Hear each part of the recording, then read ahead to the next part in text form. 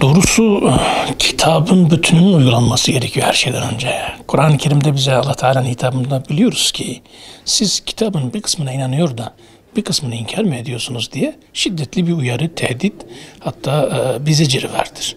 O münasebetle din bir bütündür. Evet, İslam selam dinidir, barış dinidir. Bütün insanlığa barışı, uzlaşıyı, beraber yaşamayı, kendisine ferahat etmeyi, hep iyiliği, merhameti, güzelliği öğütler, bunun olmasını ister. Zaten bunun için sınırlar getirir. Bunun için toplumsal düzeni de insanların kendisine bırakmaz. İnsanların toplumsal düzeni yapamayacaklarını, kendi çıkarları için kullanacaklarını, en iyilerinin dahi aklın buna eremeyeceğini bildiği için bizzat Allah'ın kitabında veya Peygamber Aleyhisselam sünnetinde kurallar konmuştur.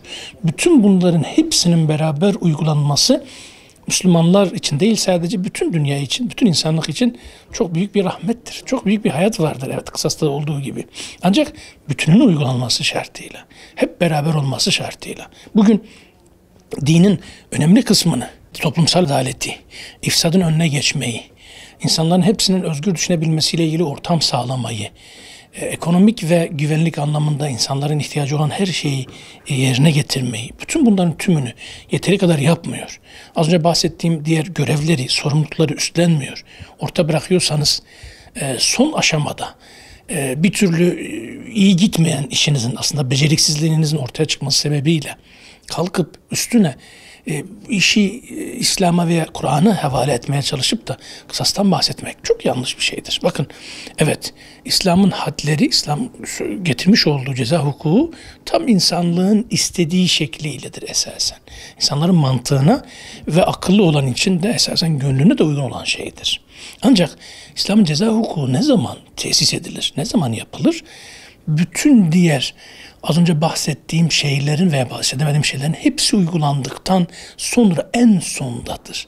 Ceza hukukuna, İslam fıkhında hadler tabiri kullanılır. Had demek sınır demektir. Sınırdır. Önce içini doldurursunuz. Bütün her tarafını yaparsınız. Sonra sınırla uğraşırsınız. Sıra en son gelir.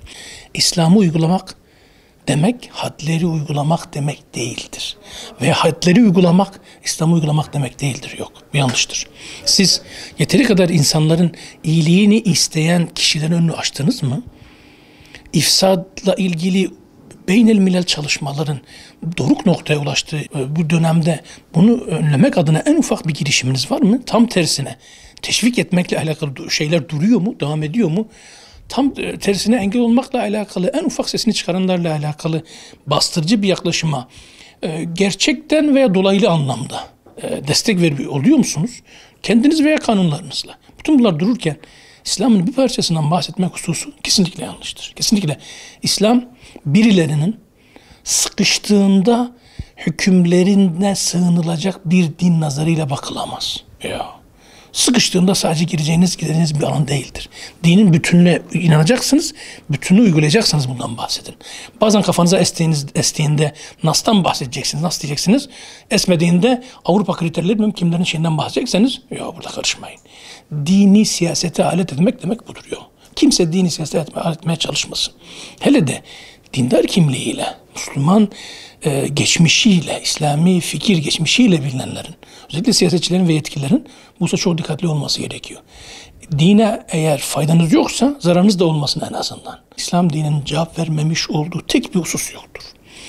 Hangi hastalıktan, hangi gönül kırıklığından, hangi yaşadığınız problemden bahsederseniz bahsedin, gerek bizzat kitaptan ve sünnetten ilk dönemde, gerekse de sonrasındaki ulemamızın Kur'an ve sünnetten çıkartmış olduğu çözümlerden ötürü kesinlikle İslam'ın reçetesi vardır.